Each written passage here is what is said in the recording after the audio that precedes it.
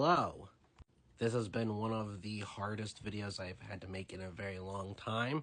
I keep running into technical issues, I have a dog that's running around, I've been sick. But now finally we get to answer the lifelong question of what was the best and worst films of 2024. I worked really hard on trying to compile this list of 10 films that I think that are 100% worth seeing. I haven't seen films like The Brutalist or Craven yet, so in case I do see those films, I have a Letterboxd where you can look at my list and see all the movies I've reviewed from 2024. It's a list I'm constantly updating and changing so that you will get the best films that you've seen from that year and also know what are some films to stay away from. So without further ado, let us begin talking about the best and worst films of 2024.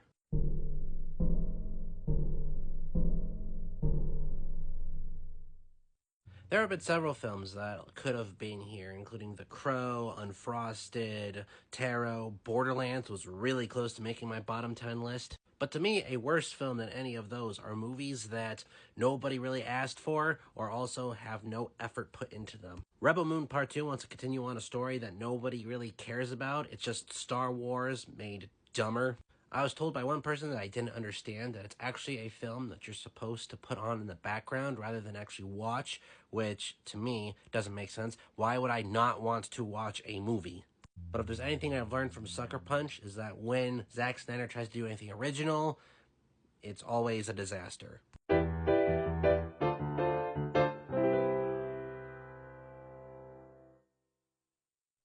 On the other hand, my 10th best film of the year is a film that I was very happy I got to see in theaters. It is a sci-fi film that actually has a great environment, great characters, amazing writing.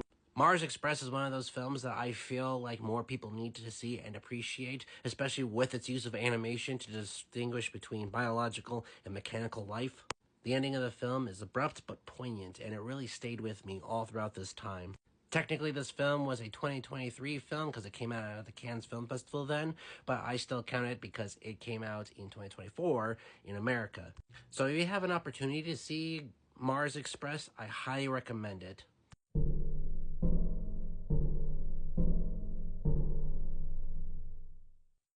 Sometimes an incompetently made film can make for some great entertainment. Look at films like Birdemic, The Room, anything by Neil Breen. Unfortunately, American Society for Magical Negroes is not one of those films. In fact, because it's technically inept, it really hurts the overall message of the film. It really wants to be a satire of a trope that is very damaging to the African American community, but it's not really intelligent enough to have that conversation. I really feel bad for the actors of this movie because they were really trying. The script was just terrible, and I just hope this film dies a quiet death.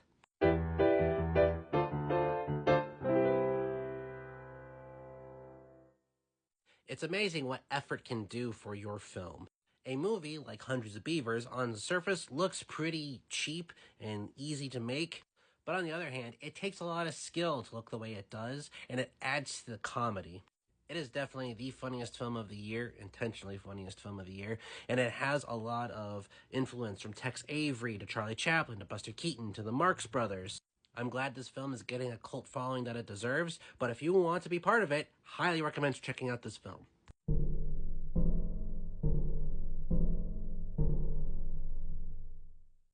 Unlike, say, a comedy, horror is one of the easiest genres to make, which is why this year we had an abundance of really terrible horror films, including Tarot, we had Afraid, we had Imaginary, all of which were very inept films. However, what sets Night Swim apart from this is that at least those films had some potential to actually be good, whereas Night Swim, I did not see any potential in this film at all. I can't wait to see these filmmakers' next film about an evil carpet.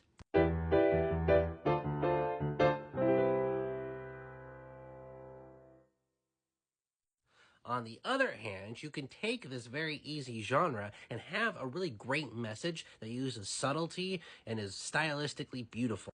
The Substance not only has one of the best scripts of the year, it also has one of the best performances of the year from Demi Moore, who is a knockout in this film. All the performances were great, even Margaret Qualley and Dennis Quaid, everyone played their part very well, and it's a really great film that talks about the unrealistic body standards of women. I know that I called it Body Horror Nutty Professor in my review of the film, but what's wrong with that? It's amazing. Check it out.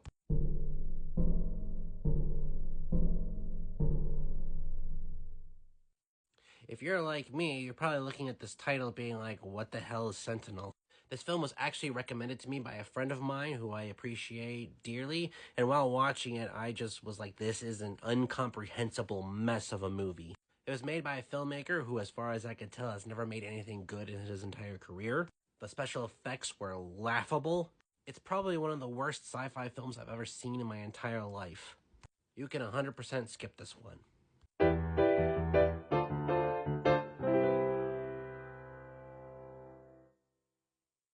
I saw this film initially as a regal mystery movie, and I was really happy with the surprise I got. This film really is about the importance of art and how we can use it to help people who have been through horrible, horrible ordeals in their life. I'm not sure if Sing Sing Correctional Facility still has this program, but if they do, I'm really glad that it's been helping so many people. In fact, most of the casts were actually inmates in Sing Sing Correctional Facility and participated in rehabilitation through the arts. Coleman Domingo is amazing in this movie. I am so happy I got to see this great film. If you have an opportunity to check it out, please, please, please, please do.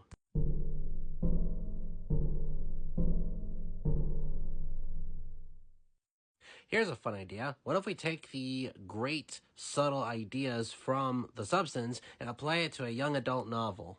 Oh, I'm sorry, did I say fun? I meant stupid. The Uglies was a film that I had a really difficult time sitting through, and I cannot see myself ever watching again. Joey King needs to fire her agent because they keep putting her in shitty movies.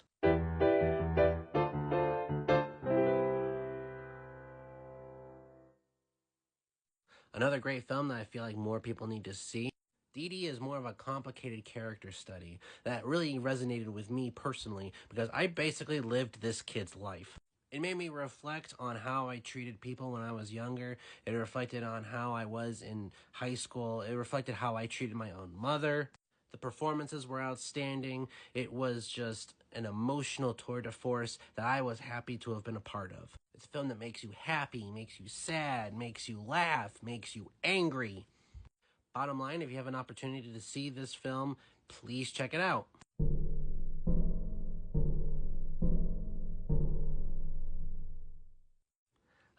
Tyler Perry. Movies like Mea Culpa remind me that there weren't really a lot of good movies that Tyler Perry has been a part of. There's only one good one I can think of, and it was not a film that he directed. I really want to take his work seriously, but something like Mea Culpa is so generic and boring it looks like every other soap opera I've ever seen in my entire life. Predictable, dumb, bad acting, there's really not a whole lot I can say about this film besides for that.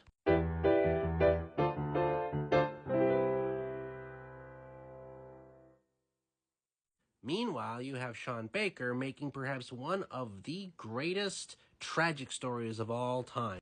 Although the idea that fairy tales are bullshit has been a trope for as long as I can remember, what sets this film apart is its phenomenal acting, phenomenal writing, phenomenal directing, and I enjoyed this film from beginning to end. There are some people that say that they could not get through the first half of the movie, but then it picked up and got better later on. I would also say that this film is very stimulating, like there's a lot of edits and a lot of spicy moments. But still, I can see why it won the Palme d'Or at the Cannes Film Festival.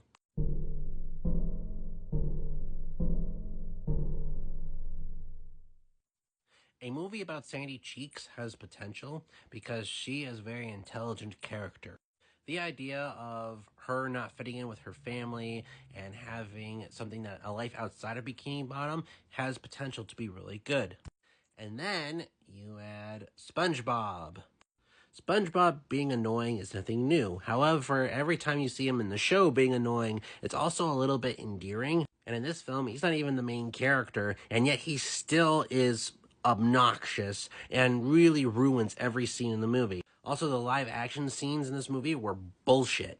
This was one of few films that I could not finish. I was trying to watch it with my fiance, and both of us agreed that this was definitely one of the worst animated films we've ever seen this year. I can't even recommend this film even to a SpongeBob fan, because it does not represent what SpongeBob is. Because according to this, SpongeBob is a scat fetishist.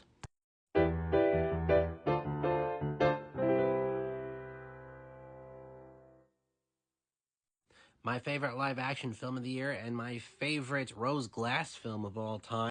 Love Lies Bleeding is one of those films that stylistically I just love from beginning to end. It's also a very unique and real love story in terms of like the emotions that the two characters feel throughout the movie. It's also a film that does not contain itself into one particular genre. It's not just a body horror film. It's not just a love story. It's not just a crime film. It is everything all put together into this delicious, beautiful meal. I've seen this movie 5 times since it's gone out in theaters, and I loved it every single time. I also kind of spoiled that this is the last live action movie that I saw this year that's in my list, so I wonder what those top 3 movies are going to be.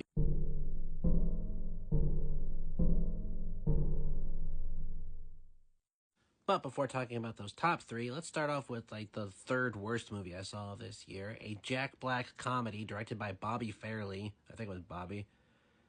Yeah, it was Bobby Fairley.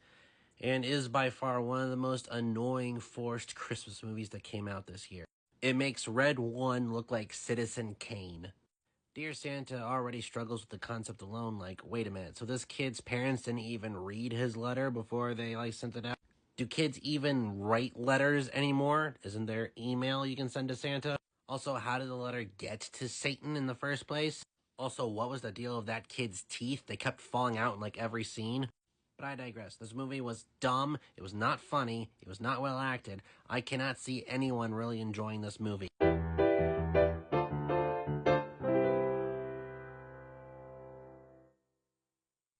As mentioned in my review, this was the movie I thought Wild Robot was going to be. Flow is a movie that lets the animation do the talking all on its own. It's a very universal story that anyone from all over the world can relate to. The animals have great emotions, so you understand what each one is thinking and how they're reacting to the situation. It almost feels like a meditation that you could just watch and peacefully take in the scenery. I can't wait to see this movie again.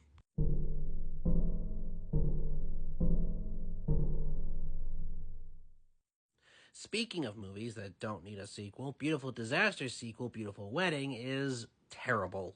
I'm pretty sure the editor did wedding videos long before this. These are characters that should not be together at all. This is 365 days level of terrible characters and chemistry. It makes Twilight look like Romeo and Juliet. And yes, I know that it's based on a book, but it seems like a really terrible book that I would not like. If there are any sequels to this movie, I will 100% skip it.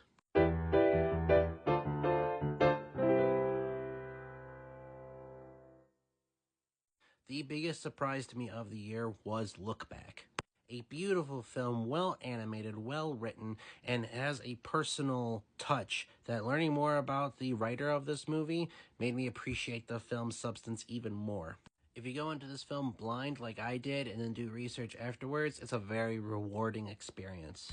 Now, my standards of what makes a movie good or bad is completely different from what you may have. But to me, the worst movie you could ever possibly make isn't one that insults me, because that's a me problem. The worst film you can make is one that does not put forth any effort whatsoever. Which is why the worst film of the year was...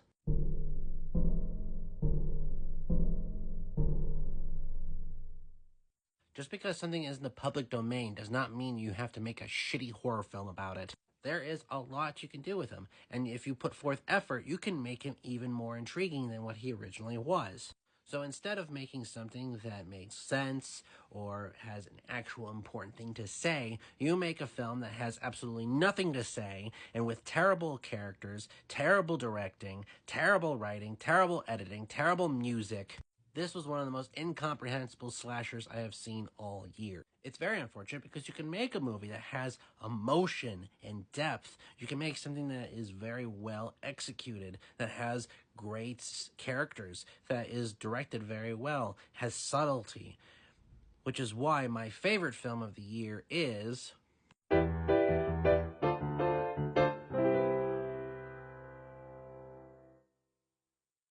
Memoir of a Snail from director Adam Elliott is by far one of the best experiences I've had in cinema all year. Every little detail is important. Every line of dialogue is poignant. Everything a character does has purpose. It's a film that has humor. It also has tragedy. It is a film that I feel can connect with anyone of all backgrounds. I personally feel like the director's previous film, Mary and Max, is better. And it's really hard to watch this movie without connecting the two films and being like, this was also Mary and Max. This was also Mary and Max. But also at the same time, it stands up on its own as well. It doesn't matter if it was very similar. What matters is that the emotion is still there and the effort was put forth and that you really care about what you are seeing. And so with that, those were my top 10 films of 2024 and my bottom 10 films of 2024. I have my Letterboxd out if you wanted to take a look at that. And again, I will constantly update it. I'm not saying that I'm going to stop watching movies just because the year is over. There's going to be more from all over the place. There are movies that haven't even been released in America yet that I really want to see, and I will add it to my list. So if you want to be updated on great films that came out this year, please follow me on Letterboxd. Please follow my list pages. And please let me know what you think was the best or worst film of the year in your mind. I want to thank you for taking this time to watching this video. I really put forth a lot of thought and effort into it. Making these lists is not easy. It's really hard to come up with things that are universally good because what other people will think is good, another person will think is bad. Maybe you hated Memoir of a Snail. Maybe you loved The Mousetrap. But I personally just made this list based on my own thoughts and ideas. I could wait like 20 years to make a full list with every single good movie I saw this year, but that's not my style, and like that will take forever. So this was my list. I hope you enjoyed it. I hope if you saw a movie on here that you didn't see and you want to check out, please check it out and let me know what you thought about it. If there was a movie that was your personal favorite and was not on my list, I want to hear about it. I might make another list of just overall movies that should not be missed, that didn't necessarily make my top 10, but were good enough for everyone to see and watch. But until then, thank you so much for watching my video. I hope you enjoy it, and Merry Christmas, Happy Holidays, Happy Hanukkah. Just whatever you're doing, be safe. I love y'all, and thanks for stopping by. Tell me like a Hellcat.